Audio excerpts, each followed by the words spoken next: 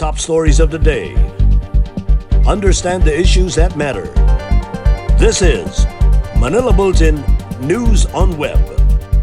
Your quick rundown of top news in the country and around the world. Manila Bulletin, celebrating 120 years of timely stories and timeless truths. Be fully informed.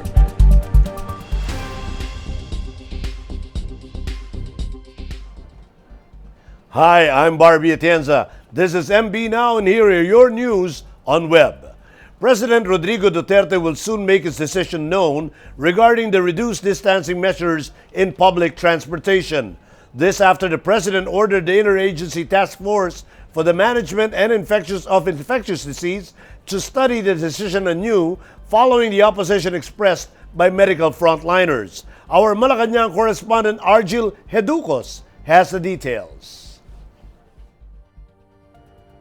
Malacanang said that President Duterte will soon make a decision on the reduced distancing measures in public transportation. This after the Interagency Task Force for the Management of Emerging Infectious Diseases submitted its recommendation to the Chief Executive Tuesday evening. Presidential spokesman Harry Roque made the statement after President Duterte ordered the IATF to study the decision anew following the opposition expressed by medical frontliners. Ang aking ulit-ulit na sinasabi, nakabase po ito sa siyensya at sa advice ng mga doktor. Dahil ang mga doktor, iba-iba rin po ang pananaw. Wala pong isang opinyon pagdating dito sa pagbawas ng isang dangkal lang naman na social distancing sa pampublikong mga transportasyon.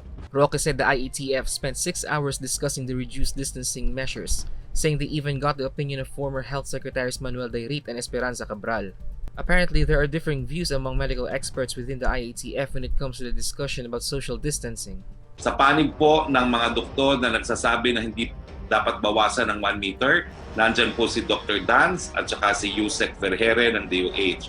Sa panig naman po ng mga doktor na nagsasabi na po pwede naman po basta magsuot ng mask, face shield, maghugas ng kamay at huwag magsasalita at huwag kakain sa mga pampublikong transportasyon.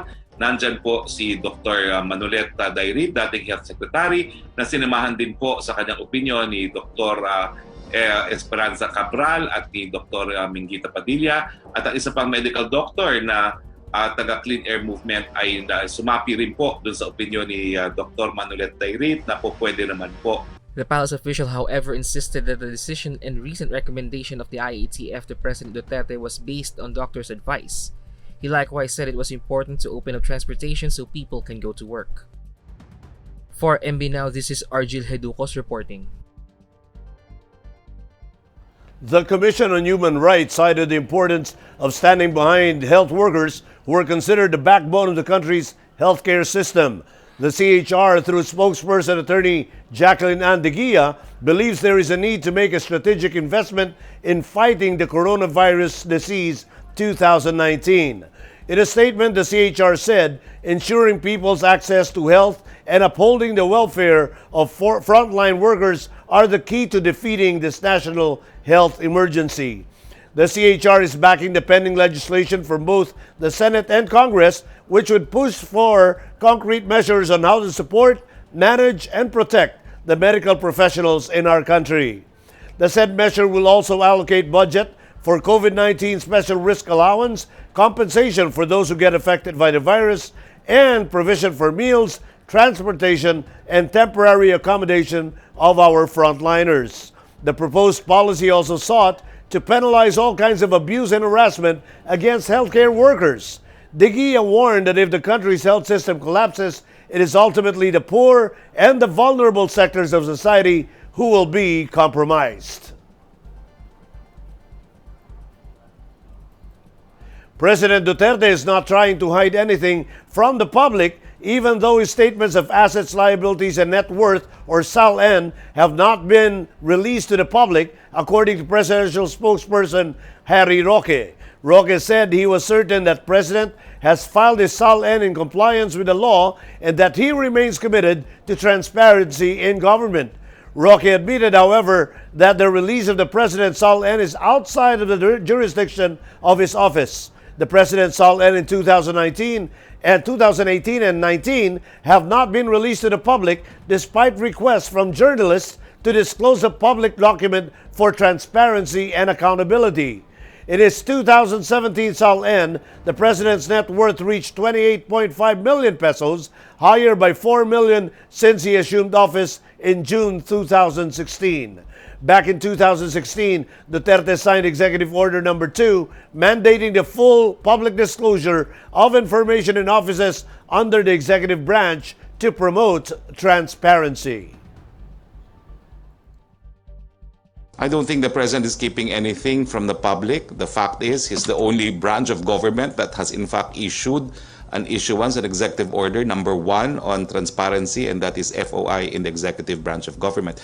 If you think it's not being made available to you, I enjoin you to resort to the EO1 in seeking the document that you want. A fisherman's group rejected a proposal of the Department of Environment and Natural Resources to the Manila City government to declare the entire stretch of Manila Bay Walk a disciplined zone. The Pambansang Lakas ng Kilusang Mamamalakaya ng Pilipinas, or Pamalakaya, said the DENR should instead revoke all the environment compliance certificates, or ECCs, issued to several reclamation projects, as it called the agency's proposal a misplaced priority. Pamalakaya Chair Fernando Hicap pointed out that Manila Bay is under serious threat because of massive reclamation projects that would cause water pollution and the destruction of mangrove forests and sea grasses. The group was referring to the 320-hectare reclamation in Bacoor City, Cavite, and the land development reclamation for the Bulacan Airport project, both of which have been issued with ECCs.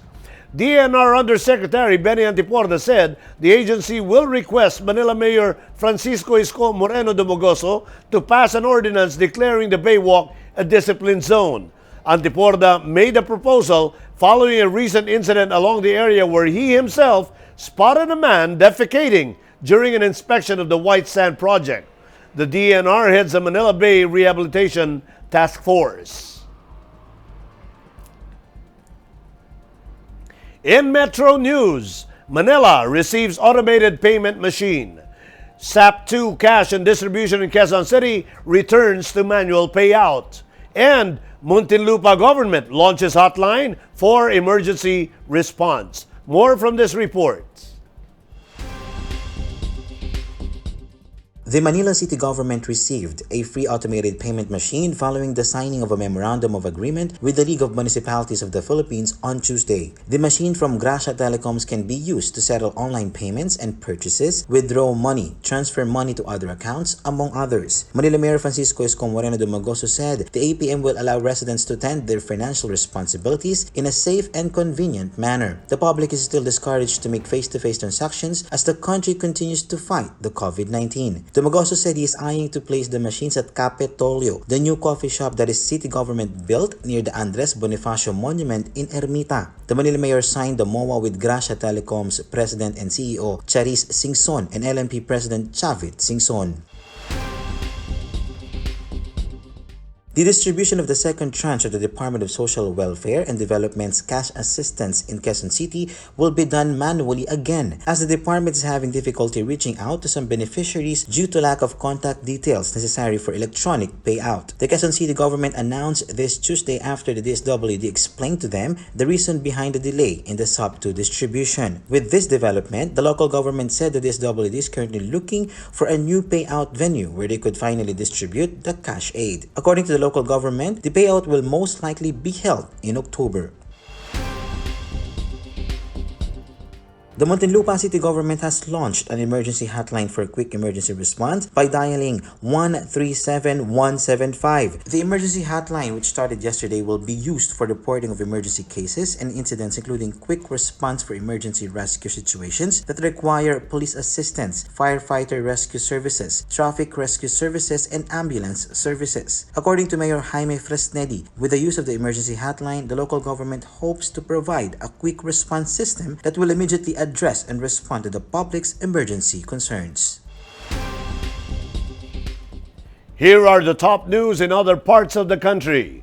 CHED orders Isabela colleges to stop face-to-face classes after student tests positive for COVID-19. DILG needs more than 1,000 contact tracers in Eastern Visayas. And Highway Skyway project in Caraga to link mountain ranges to lowlands. More from this report. The Commission on Higher Education has ordered a private higher education institution in Cauayan City, Isabela to immediately suspend its face-to-face classes after one of its students tested positive for the coronavirus disease. In a statement on Wednesday, CHED Chairman J. Prospero de Vera III said that the city health officials of Cauayan are now tracing 45 contacts of the student who is taking professional education courses in Isabela colleges. A show-cause order was issued against Isabela Colleges Inc. for its alleged violations of the advisories and guidelines issued by CHED and the Interagency Task Force. The Department of Interior and Local Government is in need of 1,473 contact tracers for Eastern Visayas. They will be hired by the Regional Interagency Task Force and will be distributed to the 6 provinces in Region 8. Most of them will be deployed in areas with the highest number of COVID-19 cases. The job is contractual with 18,784 pesos monthly compensation. However, the job duration was not specified. The contact tracing program is being implemented following the approval of the Bayanihan to Recover as One Act of Bayanihan 2 law. A highway skyway road project in Caraga, which is under the Build program being undertaken by the Department of Public Works and Highways, has started to provide hope for the Malobo, Mamanwa, and other highland tribes in the region. Workers of the DPWH have noted that highlanders have been watching and inquiring about the ongoing groundworks for the project, as the highland tribes have regarded it as a piece-by-piece realization of their dream to link their mountain range villages to lowlands. The road project involves the construction of 77.578 kilometers of road and 2 bridges in Agusan del Norte and in Agusan del Sur. In world news, China says COVID-19 vaccine could be ready for public by November. Thailand moves a step closer to welcoming back foreign tourists. And vertical pink farm in Sao Paulo gains momentum. Let's watch this. A China-developed COVID-19 vaccine could be ready for the public as early as November, according to a Chinese official. Representatives of the firms told AFP that they hope for their vaccines will be approved after Phase 3 trials as early as year-end. And on late Monday, September 14, the chief biosafety expert at the Chinese Center for Disease Control told state broadcaster CCTV that a vaccine would be available to the general public around November or December. In June, China's military approved a vaccine for use within its ranks developed by its research unit and a biotech firm. Thailand will start issuing special visas to foreign tourists starting October, easing a more than 5-month-old ban on visitors to revive the nation's ailing tourism-reliant economy.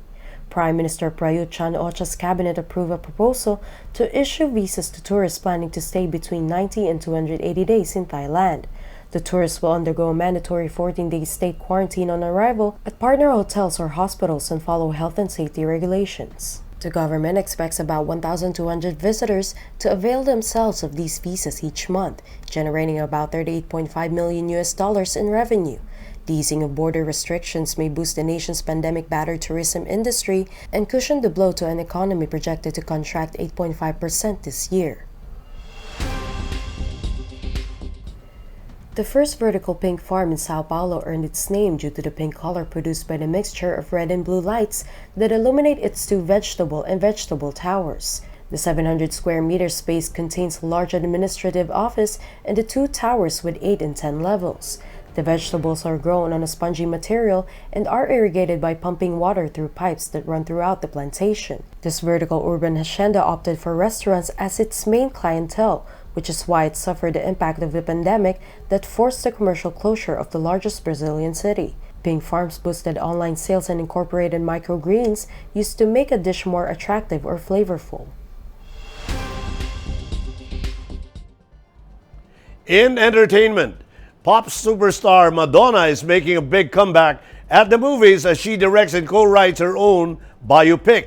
In a press statement, Madonna said that she wants to convey the incredible journey that life has taken her on as an artist, a musician, and as a dancer.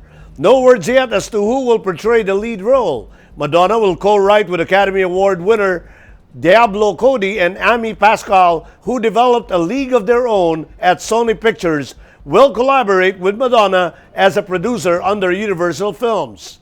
The last time Madonna co-wrote and directed a film was in 2011 with W.E., which tackles the affair between King Edward VIII and American divorcee Wallis Simpson. Jinkee Pacquiao, the wife of boxing icon and Senator Manny Pacquiao, and their son Jimuel, cleared young actress Heaven Peralejo from any wrongdoing with a talk about her reportedly seeking 100,000 pesos in financial assistance from them.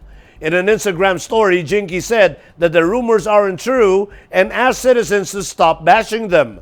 They also clarified the issue, which came to light via a post by a columnist which said, or he said, is false. Heaven has also come out to deny the allegation. She also noted how she's been grateful beyond doubt that she's blessed with opportunities to earn an honest living, and thanked Jimuel and Jinkee for defending her. And in sports, major decisions are expected to be made when the PBA Board of Governors convene again on Thursday to finalize arrangements for the planned resumption of the season next month. Up for discussion is whether the league will push through with the NBA-type bubble, a semi-bubble, or a closed-circuit concept that is currently adopted by teams in their ongoing workouts. Also to be tackled in which of the three venues that were shortlisted last week will gain the nod as hosts of the PBA restart. PBA Commissioner Willie Marshall did not divulge the three sites after Friday's board meeting, but they went among the 20 provinces and hotels that submitted a proposal to the league. But there were four that presented their plans, namely Clark Development Corporation, Leo Hotel in El Nido, Palawan, Pontefino in Batangas City, and Marriott Hotel in Pasay City. Marshall did not say if those venues were among the shortlisted, but said there were a variety of proposals that were shown to the league. Marshall had earlier said that he wants to hear the pulse of the players before relaying their sentiments to the team governors. What is already sure is the league has set a tentative restart date for October 9, with a compact schedule aimed at completing the season by mid-December.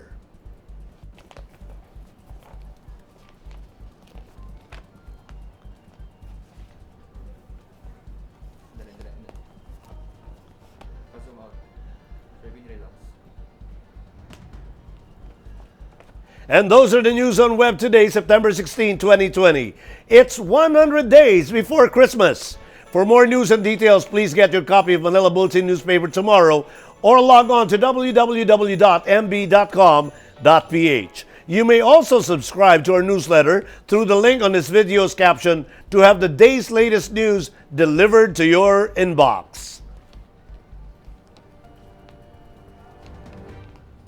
I am Barbie Atienza for Manila Bulletin, celebrating 120 years of timely stories and timeless truths. Join us again tomorrow. This has been MB Now. Be fully informed.